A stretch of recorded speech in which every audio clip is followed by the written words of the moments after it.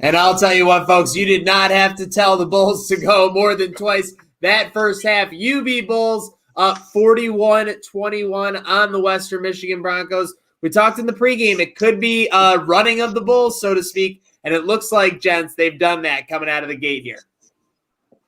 Yeah, that was a dominating first half by UB. Western Michigan didn't know what hit them, couldn't generate any offense the first 13 minutes of the first half, and then that looked like the Bulls of Nate Oates' days. They were quick. They were moving the ball, getting the ball in the paint. That was the most efficient I've seen them all season long. That was a fun first half to watch for Bulls fans.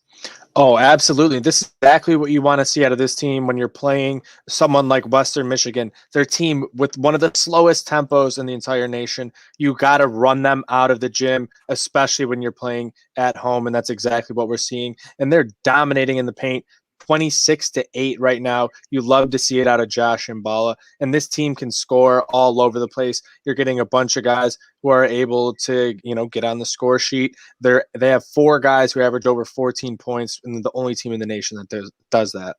Hey, mid-February, a great time of year to be peaking in the MAC conference. And folks, here at Trainwreck Sports, we like to keep ourselves in peak physical condition, and that includes self-care. So shout out to the sponsor, Manscaped. Go to manscaped.com for 20% off and free shipping. I mean, let's face it. If you're taking care of yourself in your nether regions, you want to use something like this, or you want to use a bad boy like this? I mean, I didn't know that a flashlight was needed for the male care game, but hey, you learn something every day. It's needed to trim a mustache like this, too. You make sure you don't actually get the mustache. The flashlight is perfect. Anti-nick technology is phenomenal.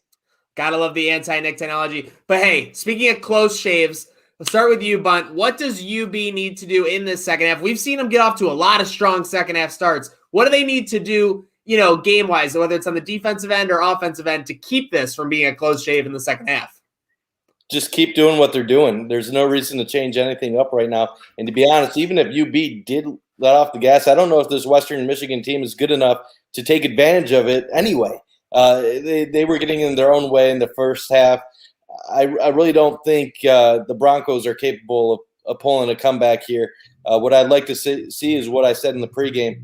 Let the bench get some minutes. This is where you develop a little bit of your rotation and just keep hammering it on. Get this lead to 30. Pound them. Destroy them. Do what you did against Miami, Ohio. No, absolutely. I'm right there with Bunt. Keep the pedal on the metal. I don't think you need to slow things down in your own end, try to drain any clock. Continue to run. Do what you do best. Let your players play their game. Put them in the best position to win, and that's running up and down the floor and getting to the rim. You see Janathan getting those back doors off the baseline. There's a ton of open spots here on the floor against this Western Michigan team. Just run it up. This team averages 82 points per game in the MAC. I think we're going to see them eclipse that mark in the second half.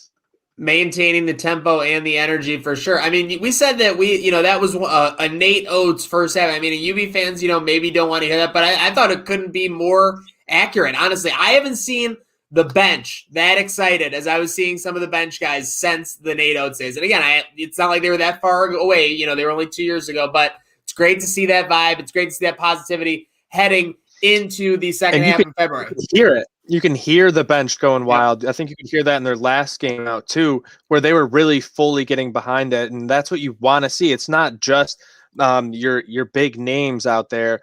Because they're getting better because of the guys they're practicing against, and they're going to get better as well in the long run. So hopefully we can continue to see that growth and that connection with the players.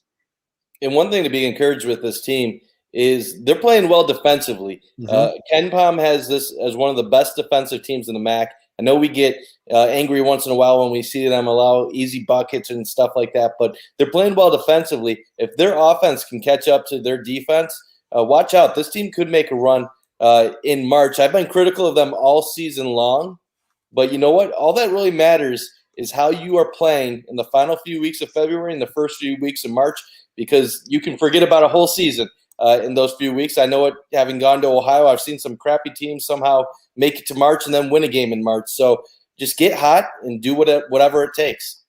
Seriously, whatever it takes. This team is legitimately like the Avengers. They may not dominate the MAC schedule in the MAC conference this year, but they will avenge it on our way to Cleveland.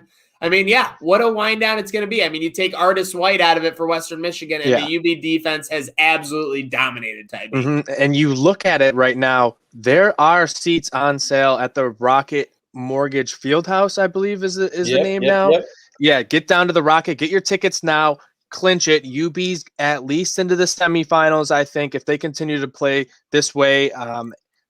And dare I say the finals, I might be buying my ticket early on for this one. Robbie is right on this point right here. Both teams are shooting 14%. Western 1 of 7, UB 2 of 14, mirroring each other basically. If UB gets a couple of those threes to fall, you could see them in the 90s tonight.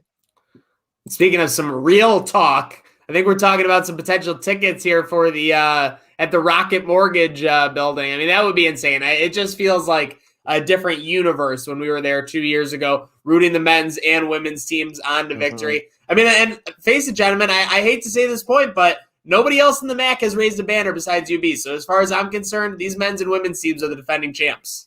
That is correct. You can't tell me that. You can't tell me that. I was at that doubleheader last year, so I don't think no, that game didn't actually happen. I mean, that's fair. I think that's a fair point. Okay, that didn't happen. The MAC tournament was canceled. Okay. So all tournament games void.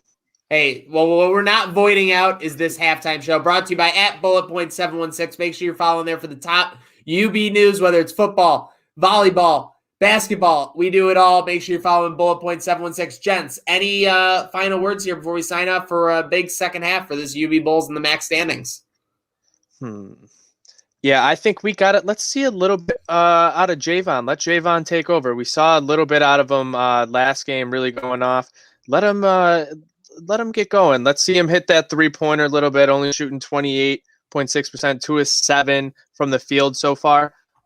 Let's get him finding his groove. If he finds his groove going into Cleveland, this team's pumping on all cylinders. Is that not exactly what you want as a Bulls fan?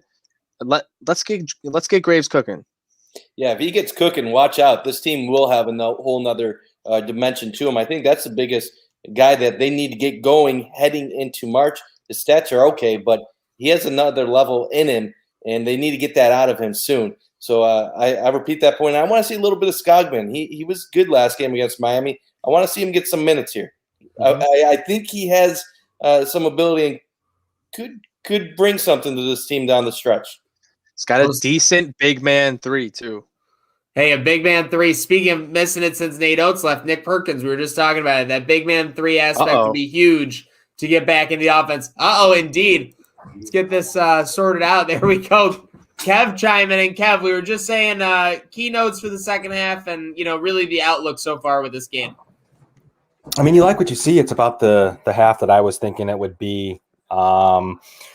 You had really good presence from Janathan Williams again and Josh Mbala. That's what you were looking for. That those were the dominations that I thought would happen. We saw that happen. I think we're in good shape there. And, we just got to get that guard play rolling. I mean, I did see Keyshawn Bruton out with what looked like a hand or wrist injury. So that's to be noted. The guard depth is incredibly thin right now. So we got to hope for good health going down the stretch because that looked at least semi-serious. We saw a quick minute in there by Galeon. So we need to make sure that we're staying healthy, but the forward play is just dominant in this one. Western Michigan's an awful team, guys. I hate to say it, but they're just not very good at it right now. And did anyone see that Lauren Christian Jackson 3, by the way, at the end of the game? No. I mean, it's worth looking at. It's absolute insane chuck, running out the shot clock. It's like top 10 probably Sports Center. I've never seen anything like that, and looked like a Cooper moment there, Mike. Hey, if it's a Cooper moment, it had to be good. So it was insane. Miami had him on the ropes, and Lauren Christian Jackson hit a 25-foot fadeaway, turn back to the rim. Insane. So if you get a chance to check that out, guys, check that 3 out from Mac. A nice good 3 action play there. But they're dominant right now. I like the energy. It's almost like UB might listen to some of the complaints we have. So I do like that the energy's strong. Speaking of which, 7 of 8 from the free throw line, crossing my fingers, that holds up. So what does that mean, guys? Maybe they're listening a little bit to what some of the critiques. Hey, I would gladly eat crow. I hope they make a run and they have all the success in the world. If they do that, I don't mind taking back all the words I said all season. I'm fine with that. Hey, listen, as a wrestling fan, I've learned when you truly love something, you indirectly become its biggest critic as well. So that's all we are for UB. We want the best for this UB men's team. UB women's in action tomorrow, so it's a full UB weekend, and we have 20 more minutes for this UB squad to start it off with a W. Huge shout out to Kev for joining us last minute here. Huge shout out to Mike Bunt, Ty B. I mean, I'll give myself a little shout out, Maniac. Let's get it. Let's get it this second half. It's not a good night now, except for Western Michigan. It's let's go Bulls.